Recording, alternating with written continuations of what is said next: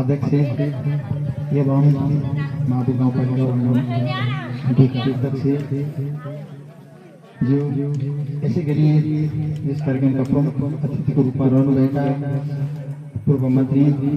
एवं कर्णाली प्रदेशका शासक माननीय कृष्ण विशज्यू, यसै गरी यस माधु गाउँपालिका अध्यक्ष एवं यस कार्यक्रमका विशेष अतिथि जङ्गबहादुर शाहीज्यू, यसै गरी माधु गाउँपालिकाका उपाध्यक्ष मन्जुर शर्मा पाण्डेज्यू, यसै गरी विशेष अतिथिकै रूपमा रहनुभएका दैलेख जिल्लाका 7 जिल्ला अधिकारी महेन्द्र शाहीज्यू र यसै गरी इतिहासमा रहनुभएका अतिथिको रूपमा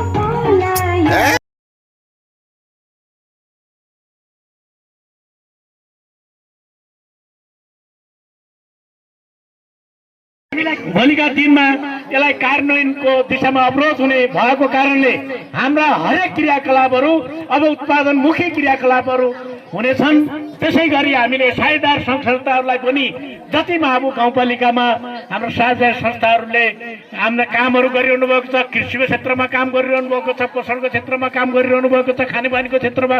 काम गरिरहनु भएको छ, सिँचाइको क्षेत्रमा काम गरिरहनु भएको छ, उहाँहरूलाई बहु क्षेत्रमा काम गर्ने गरी हामीले त्यस्तो प्रकारको नीति अगाडि बढाएका छौं। हामी सिँचाइ बनाउँछौं, त्यतिकै छोड्दैनौं। सिँचाइ बनाइसकेपछि त्यो उपभोग गर्ने उपभोक्ताहरूलाई उत्पादनमा जोड्ने गरी त्यो कामहरू अगाडि बढाउने गरेका छौं र खानेपानीको क्षेत्रमा पनि खानेपानीबाट बचत खानेपानीलाई पनि करेसाबारी करेसाबारीको नीतिलाई अगाडि बढाउने खालका कामहरू हामीले अगाडि गरेका छौं। यति मात्र होइन, अब 4 दिनका महिलाहरू के रे बालबालिकाहरूका आमाहरूलाई पनि अब माहबु गाउँपालिकाको 6वटा वडामा करिब 2200 जति अब त्यो अहिले हाम्रो रेकर्डमा बच्चीका आमाहरू हुनुहुन्छ, बच्चाहरू हुनुहुन्छ र उनीहरूको प्रत्येक वडामा 12 जना हुने गरी र अब हामीले कक्षा सञ्चालन पोषण मैत्री पोषण सम्बन्धीको कक्षा सञ्चालन पनि गर्ने लक्ष्य लिएका छौं। त्यही अनुसार हाम्रा 6 वडामा सहकर्ता पनि हामीले नियुक्ति गरिसकेको अवस्था छ र त्यो क्रियाकलापले पनि अब यो पोषण मैत्री हुनको निमित्त र बाल बच्चाहरू कुपोषण हुने तौल कम हुने र आमाहरूको पनि मृत्यु दर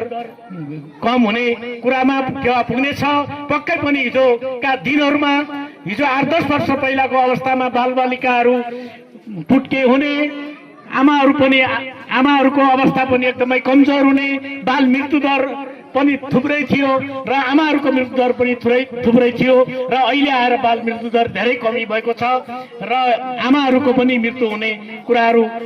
कम भएको छ। विभिन्न प्रकारका खोपहरू मार्फत यी कुराहरू न्यूनीकरण भएको अवस्था छ र भोलिका मैले भनिसकेँ भोलिका दिनहरूमा यसको दिगोपन गर्नका लागि र हामीले गर्ने सबै क्रियाकलापहरू उत्पादनमुखी हुनेछन्। जल जमिन जङ्गललाई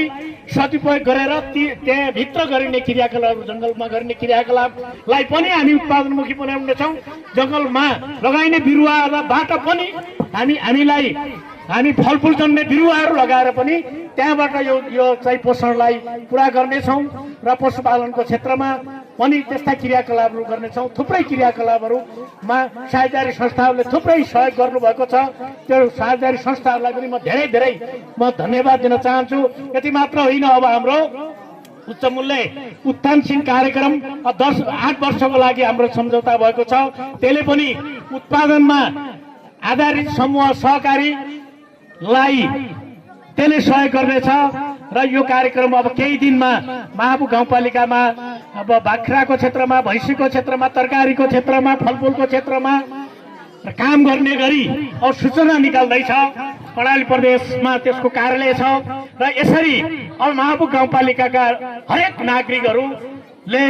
अब यो चाहिँ उत्पादनमा जोडिनको लागि म महाबु गाउँपालिकाको अध्यक्षको हैसियतले म एकदमै आजको यसै